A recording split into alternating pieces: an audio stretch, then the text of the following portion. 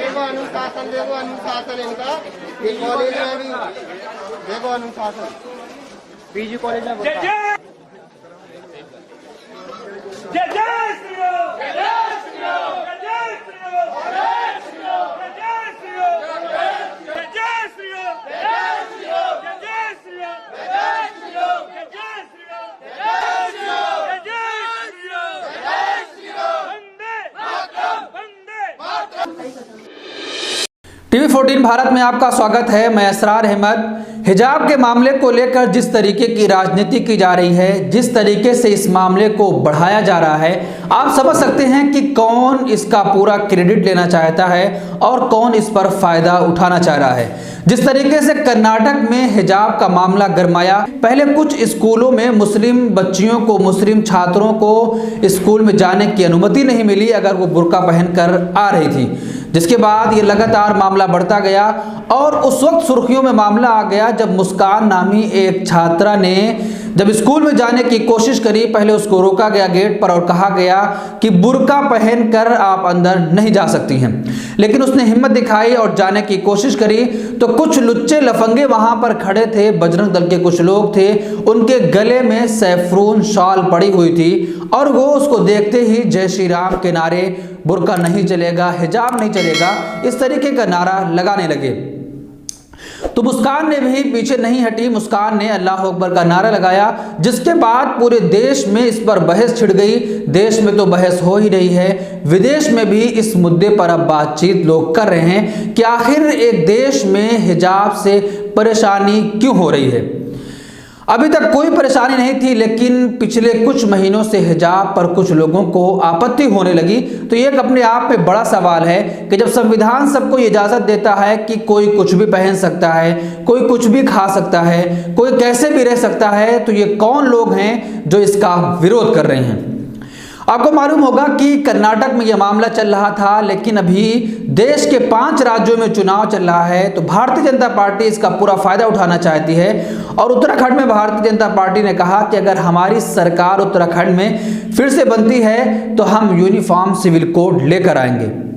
आप समझ सकते हैं कि चुनाव चल रहा है और इस पूरे मामले को गरमाया जा रहा है ताकि राजनीतिक फायदा उठाया जा सके। कर्नाटक में इसका विरोध हुआ, लेकिन उसके बाद धीरे धीरे देश के कोने तक इसकी चिंगारी पहुंचती जा रही है। उत्तर प्रदेश के अलीगढ़ में भी इसका विरोध हुआ, जहां पर कुछ छात्र भगवा शॉल डालकर स्कूल में पहुंचे, क्लास में बैठे और ऐसे उन्होंने क्लास करी। और उसके बाद मध्य प्रदेश के दतिया में स्कूल में टीचर को, जो मुस्लिम टीचर थी या मुस्लिम छात्र थी, उनको अंदर नहीं जाने दिया गया। जैसे ही वो स्कूल के अंदर एंट्री मारती हैं, भगवाधारी कुछ लोग वहां खड़े रहते हैं, बजरंग दल के कुछ लोग रहते हैं और वो जय श्री राम के नारे लगाने लगते हैं। कहते हैं किसी भी सूरत में हिजाब कबूल नहीं है, हिजाब को अनुमति नहीं दी जाएगी। प्रिंसिपल ने मना कर दिया लड़कियों को, छात्रों को कि आप हिजाब पहनकर स्कूल नहीं आ सकती। लेकिन मैं आपको वीडियो दिखाना चाहता हूं जिसमें विरोध किया गया और बजरंग दल के लोग स्कूल के अंदर घुस आए और घुसकर जबरदस्ती जय श्री राम के नारे लगाए और कहा कि किसी भी सूरत में मध्य प्रदेश के किसी भी स्कूल में हिजाब पहनकर आने वाली छात्राओं को परमिशन नहीं दी जाएगी। पहले आप वीडियो देखिए, उसके बाद हम आपको बताएंगे कि मध्य प्रदेश के गृह मंत्री ने इस पूरे मामले पर क्या कुछ कहा है। अनुशासन इनका ये कॉलेज में भी देखो अनुशासन पीजी कॉलेज में जय जय जय जय श्री राम जय जय श्री राम जय जय श्री राम जय श्री राम जय जय श्री राम जय जय श्री राम जय जय श्री राम जय जय श्री राम जय जय श्री राम जय जय श्री राम जय जय श्री राम जय जय श्री राम जय जय श्री राम वंदे मातरम वंदे मातरम।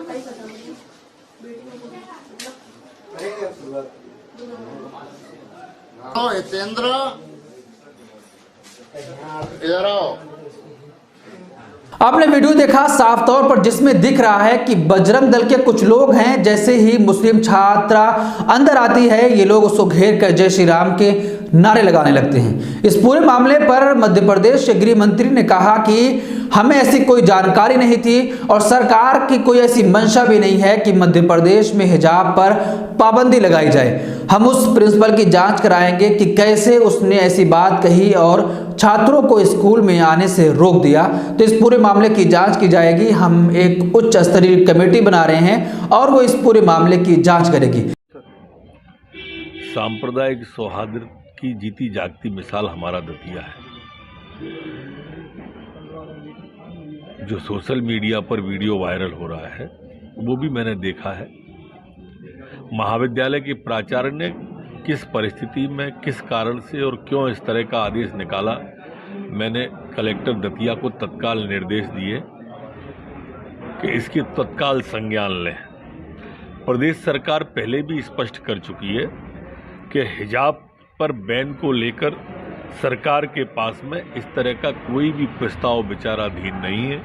इसलिए न तो कोई इसमें भ्रम फैलाएं और न ही कोई भ्रमपूर्ण कार्रवाई करें, ये सभी से प्रार्थना है।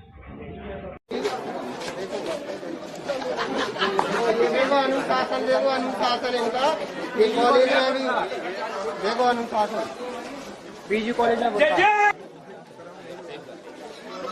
जय जय श्री राम, जय जय श्री राम, जय जय श्री राम, जय श्री राम, जय जय श्री राम। तो अब सवाल ये उठता है कि उस प्रिंसिपल को हिम्मत कैसे हुई और उस प्रिंसिपल को किसका इशारा मिला जिसके इशारे पर उसने ऐसा किया और मुस्लिम छात्रों और मुस्लिम टीचरों को स्कूल में बुर्का पहनकर आने नहीं दिया और कहा कि अगर आप हिजाब या बुर्का पहनकर स्कूल में आती हो तो आपको अंदर आने की परमिशन नहीं मिलेगी। आपको याद होगा कि प्रधानमंत्री नरेंद्र मोदी ने अभी 2 दिन पहले कहा कि भारतीय जनता पार्टी के राज में मुस्लिम बच्चियां सुरक्षित हैं सबसे ज़्यादा। अगर प्रधानमंत्री नरेंद्र मोदी को वाकई में मुस्लिम छात्रों, मुस्लिम बच्चियों की चिंता होती तो इस पूरे मामले पर वो तुरंत बात करते, तुरंत ट्वीट करते और ये पूरा मामला पूरी तरीके से रुक जाता।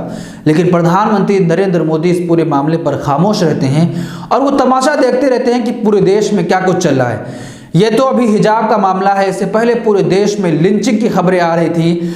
हर 2 दिन बाद देश के कोने कोने से ऐसी खबर आ जा रही थी जहां पर एक विशेष समुदाय के होने की वजह से किसी को उसका नाम पूछकर मार दिया जा रहा था। प्रधानमंत्री, देश के गृह मंत्री खामोश रहते हैं और ऐसा करने वालों का मनोबल लगातार बढ़ता जाता है। अगर ये लोग बोल दें तो वो लोग वहीं पर डर जाएंगे, अगर इनके ऊपर कानूनी कार्रवाई हो जाए तो वहीं तुरंत पूरी तरीके से रुक जाएंगे, फिर ऐसा करने के बारे में कभी सोचेंगे भी नहीं। लेकिन प्रधानमंत्री, देश के गृह मंत्री ऐसे मामलों पर नहीं बोलते, जिसकी वजह से ऐसा करने वालों का मनोबल लगातार बढ़ता जा रहा है। इसी देश में धर्म संसद का आयोजन किया गया और उसमें खुलेआम मुसलमानों के नरसंहार की बात की गई, लेकिन उसको तो जेल हुई बहुत दिनों बाद, फिर जमानत भी मिल गई। आप समझ सकते हैं कि एक बकरा चोरी, मुर्गी चोरी के आरोप में एक इंसान को जमानत नहीं मिल रही। लखीमपुर खीरी में किसानों की सरेआम हत्या कर दी गई। धर्म संसद का आयोजन किया गया, खुलेआम मुसलमानों के नरसंहार की बात की गई, उसको जमानत मिल जाती है। लेकिन एक बकरी और मुर्गी चोर, किताब चोरी के आरोप में बंद 2 साल से बंद एक व्यक्ति को जमानत नहीं मिलती। तो लोग कहते हैं कि देश में 2 तरह का न्याय है कि एक को जमानत मिल रही, दूसरे को जमानत नहीं मिल रही। तो इस पूरे मामले पर आप क्या सोचते हैं, आपकी क्या राय है, कमेंट बॉक्स में अपनी राय जरूर दें।